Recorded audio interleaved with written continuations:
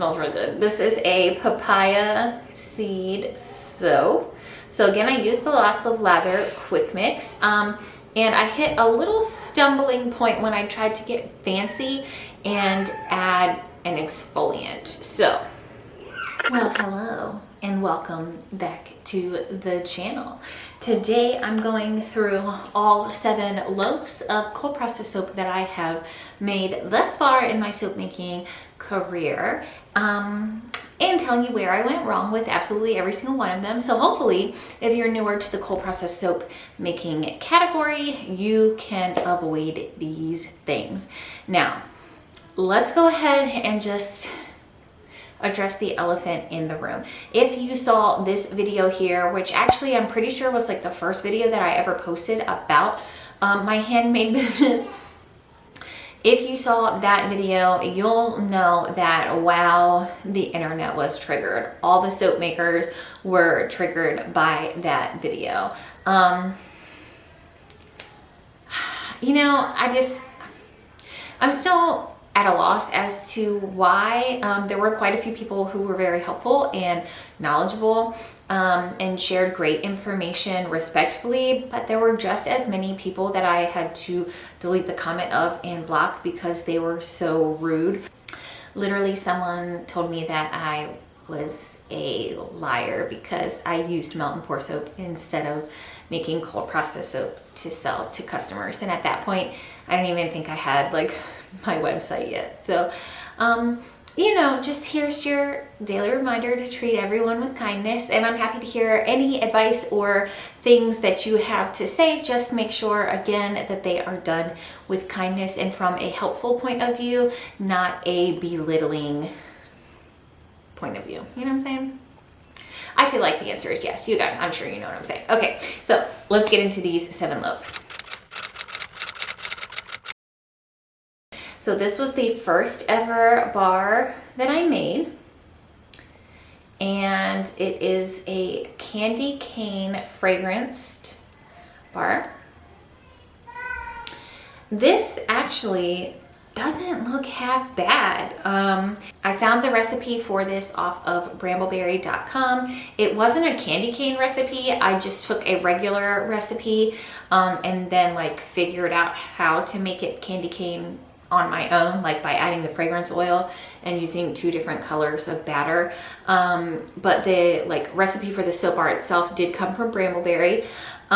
This actually, I think it did. It turned out really, really nice. The only thing I didn't know was, before I made this bar, was that when you're making a soap that has a white layer or an uncolored layer, I thought that you could just leave the color how it naturally looks as batter, and that it would like turn white when it dried, but that is not the case. You actually do have to add titanium dioxide to make the coloring white instead of yellow, and I did not know that before I made this bar here. So if I was to make it again, I would use the same recipe. I think it turned out really, really nice, especially for a first timer, but add titanium dioxide right here.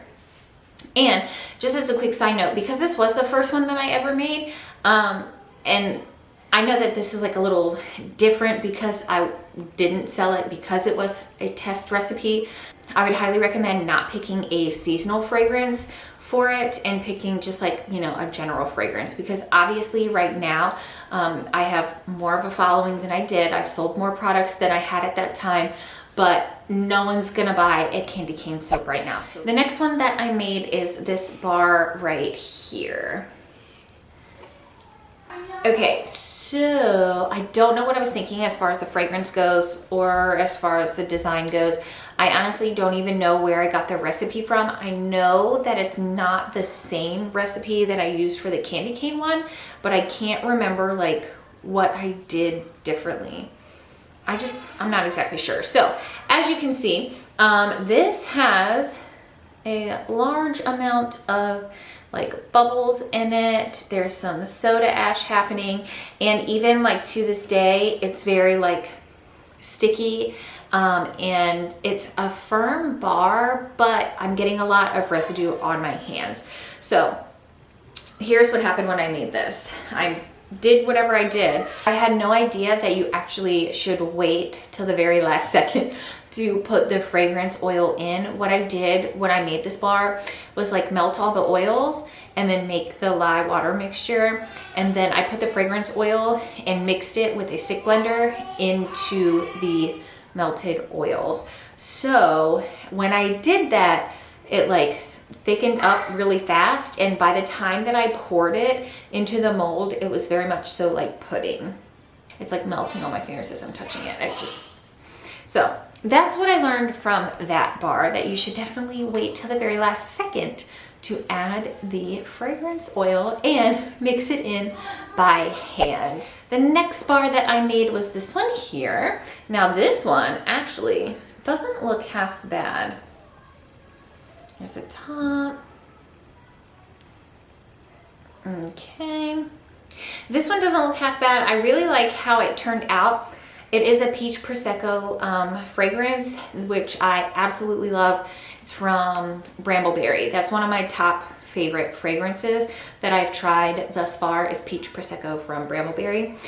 So my problems with this one, I can't remember exactly what recipe I used, but it does look very similar to the candy cane one, and it feels very similar. So I'm gonna go ahead and say I used the same recipe for these. So this one, it turned out really nicely. It was easy to work with, but as you can see on the side, we've got a lot of soda ash. And then on the top, we have some cracking. Using a hand steamer to like kind of steam the soap will take away that soda ash, which is really nice. I didn't do this one obviously because I wanted to show it to you guys. I have seen that the hand steamer will remove soda ash from your soaps. So that's a great tip. 3 down, 4 to go. Here is the next bar that I have. Lots of soda ash on the top, but the bar itself isn't bad. Again, a lot of soda ash here. I don't know what this was supposed to smell like. It smells good though. It smells like hotel soap, to be honest with you. But again, for this bar here, hitting it with the steamer to get that soda ash should work. Now, these final 3 are my newest made soaps, and all 3 were made with the Lots of Lather Quick Mix from Brambleberry. Now, I am not like affiliated with them in any way, but I've talked about it in a couple videos. I just really struggle with cold processed soap. So when I saw the Lots of Lather Quick Mix in actually one of their videos from like their YouTube channel, I decided to try it out. And these are the 3 soaps that I have created with it. First, I made this one here. I put some rose petals on top. This is the Peony Bouquet fragrance from Wholesale Supplies Plus. It smells very good. What I did not do was mix this one correctly, and you can see, if you look really close, there are like pockets of oil on the surface of the soap, and they have like come off. The bar was also very, very soft when I took it out of the mold. I probably should have put it in the freezer, at least for a little bit. And there is some soda ash on the top. But as far as those oil pockets go, and you can see, I don't know if it'll like pick up on camera or not, but there are little pockets of oil, and it's discolored the soap in these areas, which, you know, kind of stinks, but you live and you learn. So yeah, definitely making sure I incorporate the oils correctly and fully is a good tip for that one. Next up is this. Now this smells really good. This is a papaya seed soap. So again, I used the Lots of Lather Quick Mix. And I hit a little stumbling point when I tried to get fancy and add an exfoliant. So the exfoliant that I have here is actually poppy seeds, and I thought that it was like perfect as like a guava type of representation, right? And I thought this is gonna be perfect. the mixing of everything went like pretty well. I do have a little bit of spotting in the soap from where the mica did not fully incorporate. But my real, and of course, obviously by better mixing it, that problem would be avoided. But what I want to point out about this soap is that, okay, here's the front, or you know, the whatever, and the back. Well, there's the sides. So what I did was I added the batter, and then every so often I would put in like a sprinkle of poppy seeds, and then I would mix it, and then I would add more batter, layer poppy seeds, etc. Right? What I was doing, I didn't realize that I was doing this at the time, but what I was actually doing when I was mixing it, I thought that I would be like marbling the poppy seeds like around in the bar, but I was actually like, when I was pushing it around, I was actually pushing them out to each side.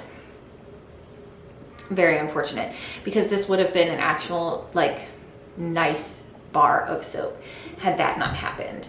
So be careful when you're mixing that you don't push all of your exfoliants, or be careful when you're mixing that you don't push all of your exfoliants or anything that you might be like suspending into the soap.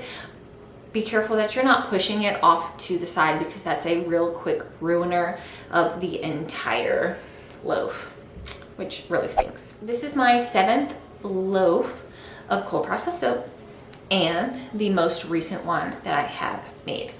This is